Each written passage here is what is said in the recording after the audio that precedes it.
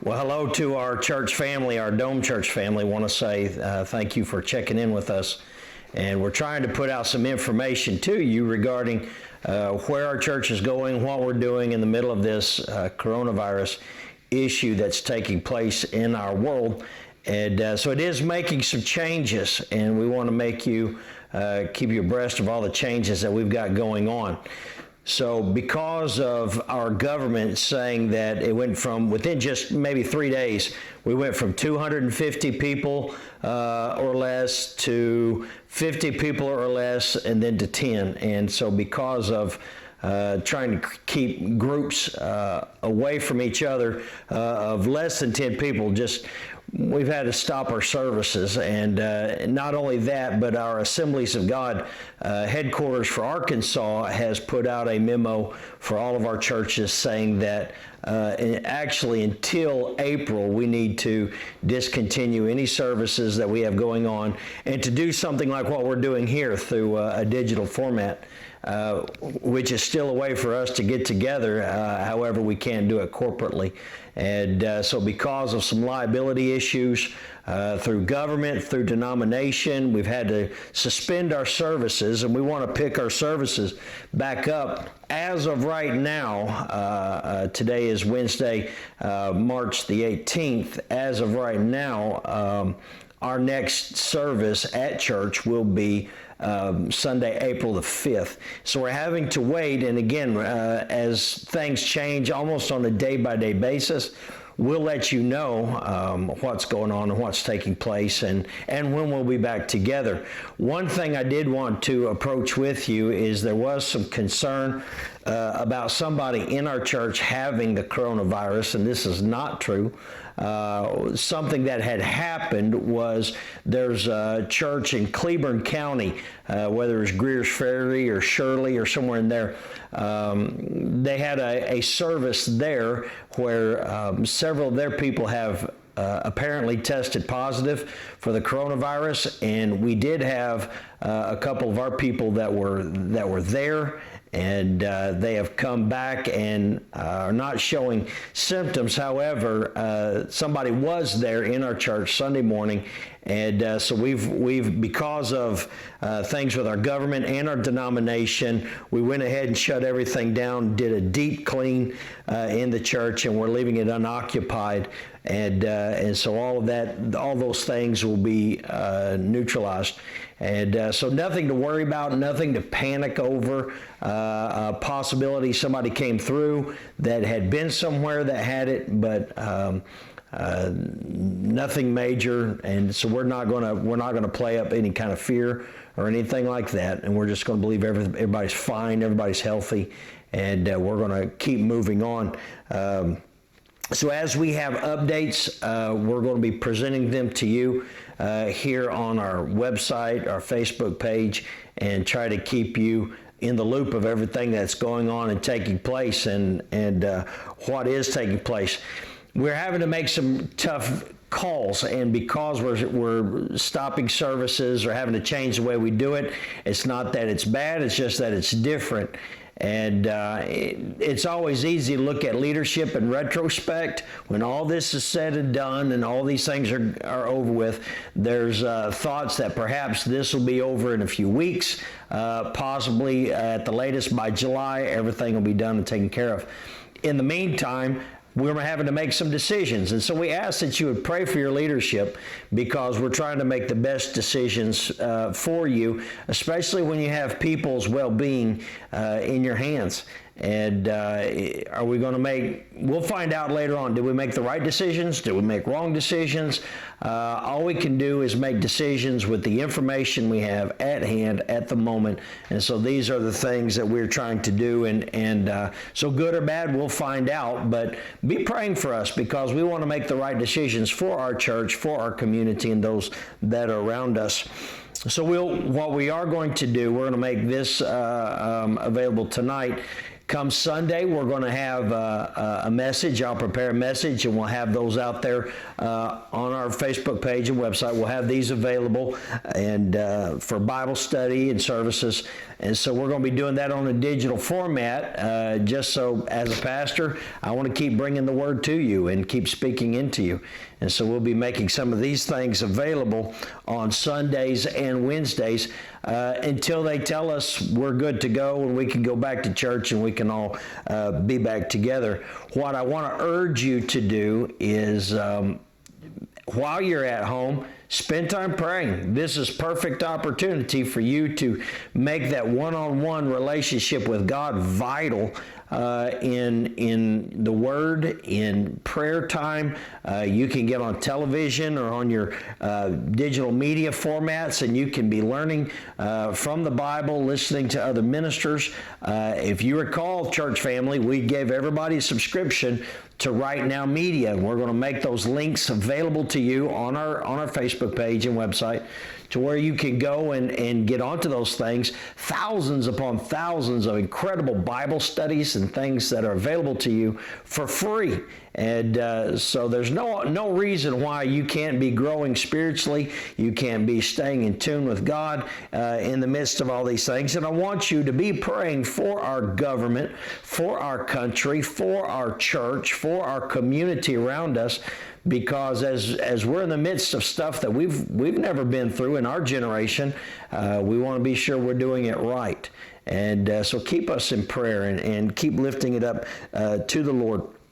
I want to encourage you to help me as a pastor by checking on those in our church that you know are homebound, shut in, they are sick. And if we find out there are those that are sick, what can we do to help them? How can we get food to them, product that they need?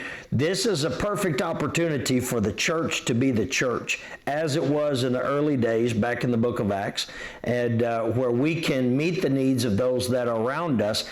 We're not a church because we're in four walls in a building. We are the church because we are the hands and feet of Jesus Christ to our community at large.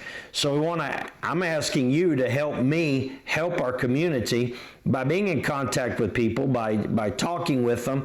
If you know of a need, please let me know. Contact me, contact one of our deacons, some of our leadership, so that if there's a need available, we can address it and help provide for it, and be the church as it's supposed to be, taking care of one another. And so make those needs known. Get hold of us so we can do something. And one issue that we have that because we do have a church, even though we're not gathering, we still have bills that have got to be paid. And I want to encourage you to please keep being faithful with your tithes. Keep being faithful with your Elevate offerings. We're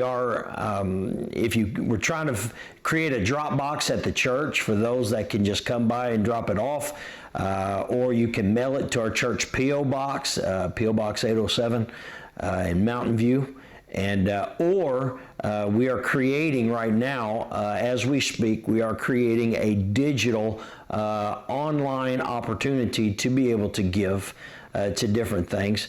And some of those monies that come in, maybe it's that very thing that turn around and pay for somebody's bill, pay for somebody's medication, pay for somebody to have food or whatever they need as they may be quarantined. And so your giving is going to be able to help meet needs around us, and not even just in our own church. There are those around us in our community that we can help, and your giving makes that difference.